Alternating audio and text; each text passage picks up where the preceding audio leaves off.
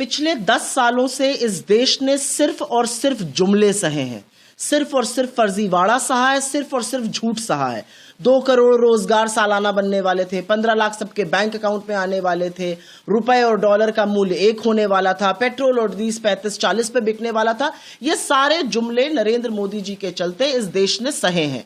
कांग्रेस की सरकारें, चाहे वो कर्नाटका में हो, तेलंगाना में हो या हिमाचल में हो, हमने अपनी गारंटियों को पूरा किया है पूरी आर्थिक जिम्मेदारी के साथ। अगर नरेंद्र मोदी जी को जन और जनहितकारी योजनाओं से दिक्कत है तो उनको दिक्कत रहे, क्योंकि वो अपने पूंजीपति मित्रों के 16 लाख करोड़ माफ कर सकते हैं।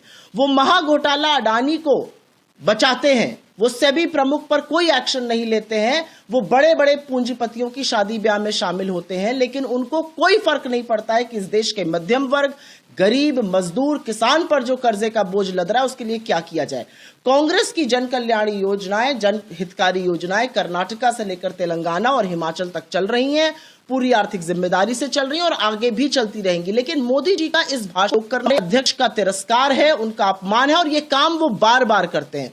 मेरा अपना मानना है, नरेंद्र मोदी आरएसएस से आते हैं और आरएसएस के लोगों को दलितों से विशेषकर दिक्कत है, उनसे आपत्ति रहती है और ये उनकी कुंठा है कि कैसे एक व्यक्ति छोटे से कार्यकर्ता से आज कांग्रेस अध्यक्ष बन गया। इसका जवाब जनता ने पहले भी दिया है, आगे भी देगी।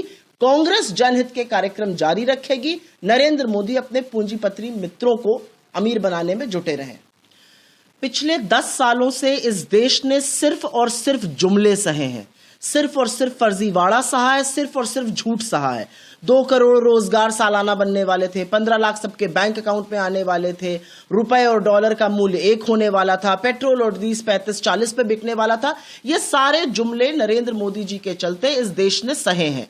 कांग्रेस की सरकारें, चाहे वो कर्नाटका में हो, तेलंगाना में हो या हिमाचल में हो, हमने अपनी गारंटियों को पूरा किया है पूरी आर्थिक जिम्मेदारी के साथ। अगर नरेंद्र मोदी जी को जन और जनहितकारी योजनाओं से दिक्कत है तो उनको दिक्कत रहे, क्योंकि वो अपने पूंजीपति मित्रों के 16 लाख करोड़ माफ कर सकते हैं।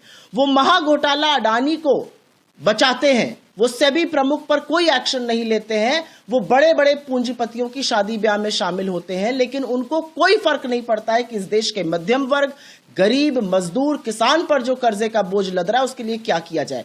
कांग्रेस की जन कल्याणी योजनाएं, जन हितकारी योजनाएं कर्नाटका से लेकर तेलंगाना और हिमाचल तक चल रही हैं, पूरी आर्थिक जिम्मेदारी से चल रही हैं और आगे भी चलती रहेंगी। लेकिन मोदी जी का इस भाषण करने अध्यक्ष का तिरस्कार है, उनका अपमान है और ये काम वो बार बार करते हैं।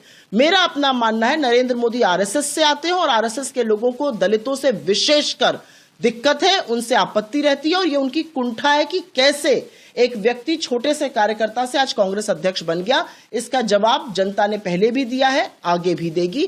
कांग्रेस जनहित के कार्यक्रम जारी रखेगी। नरेंद्र मोदी अपने पूंजीपति मित्रों को अमीर बनाने में जुटे रहे।